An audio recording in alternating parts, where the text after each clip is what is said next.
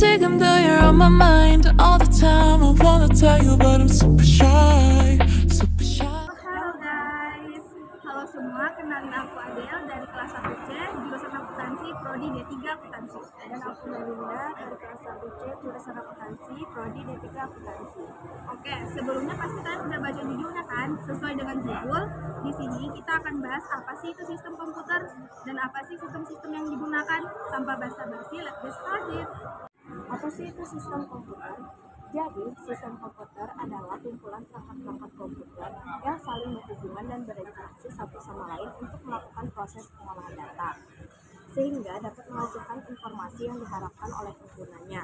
Perangkat yang terdapat pada sistem komputer diantaranya hardware, software, dan brainware. Perangkat-perangkat tersebut memiliki fungsinya masing-masing pada sistem komputer. Namun, saat beroperasinya, perangkat-perangkat komputer tersebut akan bekerja dan saling mendukung satu sama lain. Hardware tidak akan berfungsi tanpa adanya software, dan juga sebaliknya. Dan keduanya tidak akan bermanfaat untuk menghasilkan informasi jika tidak ada brainware yang mengoperasikan dan memberikan perintah. Jadi, dapat dikatakan bahwa komputer bukan sebagai sebuah alat saja, tapi juga merupakan sebuah sistem. Nah, setelah penjelasan tadi, pasti dari kalian banyak yang bertanya-tanya, apa sih itu hardware, software, dan brainware? Oke, jadi kita jelasin dari apa sih itu hardware. Hardware atau perangkat lunak merupakan perangkat komputer yang memiliki wujud fisik. Jadi perangkat ini dapat disentuh, misalnya seperti motherboard, prosesor, hard disk, memori, power supply, dan lain-lain. Hardware sendiri umumnya dibagi menjadi 4 bagian, yang diantaranya 1. Input drive atau perangkat masukan. Merupakan perangkat pada hardware komputer yang berfungsi sebagai alat untuk memasukkan data-data atau perintah pada komputer. Misalnya seperti keyboard, mouse, webcam, dan scanner.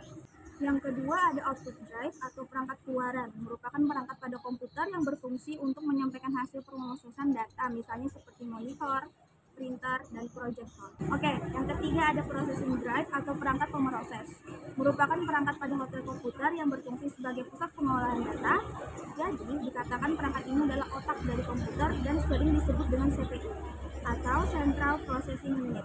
Processing drive akan melakukan komunikasi dengan perangkat input, output, dan stroke untuk melaksanakan perintah-perintah yang dimasukkan. Yang keempat ada perangkat penyimpanan. CPU juga dilengkapi dengan alat penyimpanan data. Terdapat alat penyimpanan data dengan kapasitas yang lebih besar sebagai alat penyimpanan utamanya, yang biasanya disebut dengan hard disk. Jadi, kita dapat menyimpan dan menghapus data sesuai dengan keinginan kita. Seiring berkembangnya teknologi komputer, maka media storage drive berkembang sangat pesat, baik itu dari segi kapasitas dan bentuknya. Selanjutnya, penjelasan tentang software atau yang disebut juga perangkat lunak. Software diartikan juga perangkat lunak. Jadi perangkat ini tidak memiliki bentuk fisik seperti hardware. Software dapat diartikan juga sebagai suatu kumpulan data elektronik yang tersimpan dan diatur oleh komputer. Bisa berupa program ataupun koneksi untuk menjalankan berbagai macam instruksi perintah. Jadi software tidak dapat disentuh dan dilihat secara fisik. Dan dapat dikatakan juga bahwa software digunakan untuk mengontrol perangkat keras.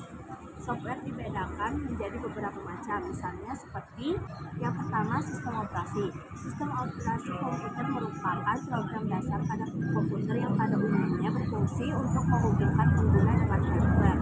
Dapat dikatakan juga sistem operasi, yaitu perangkat lunak yang bertugas untuk mengkontrol dan memanajemen perangkat keras dan operasi-operasi yang dilakukan pada sistem, termasuk juga menjalankan aplikasi-aplikasi yang dapat melakukan pengolahan data.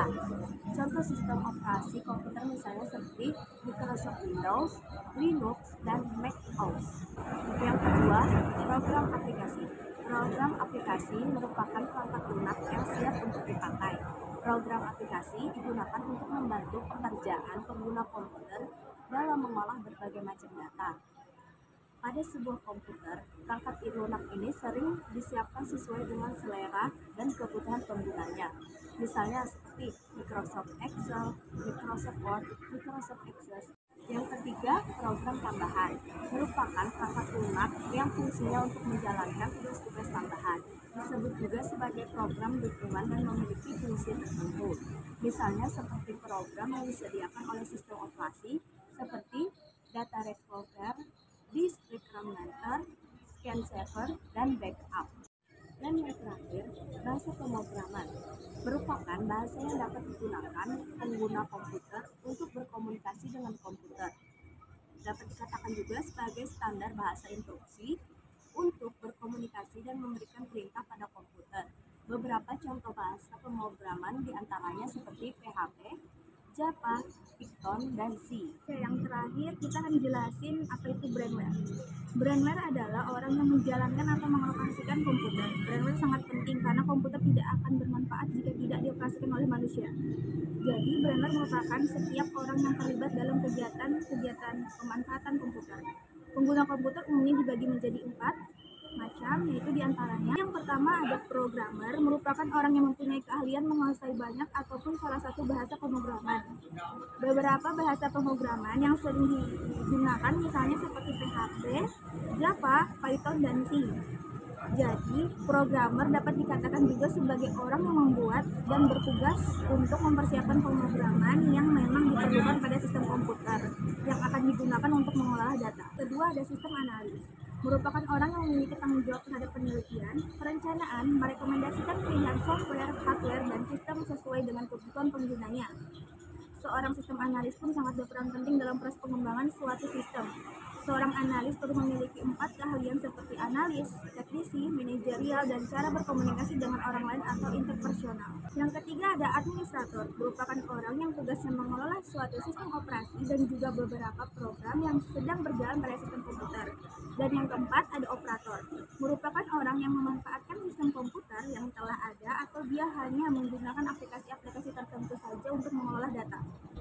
Wah, udah selesai nih penjelasan tentang sistem komputer. Kami harap dengan adanya penjelasan ini dapat membantu kalian untuk mengetahui apa sih itu sistem komputer. Sebelum kita tutup, jangan lupa untuk klik like, comment, share, and subscribe. And see you next video. Bye-bye.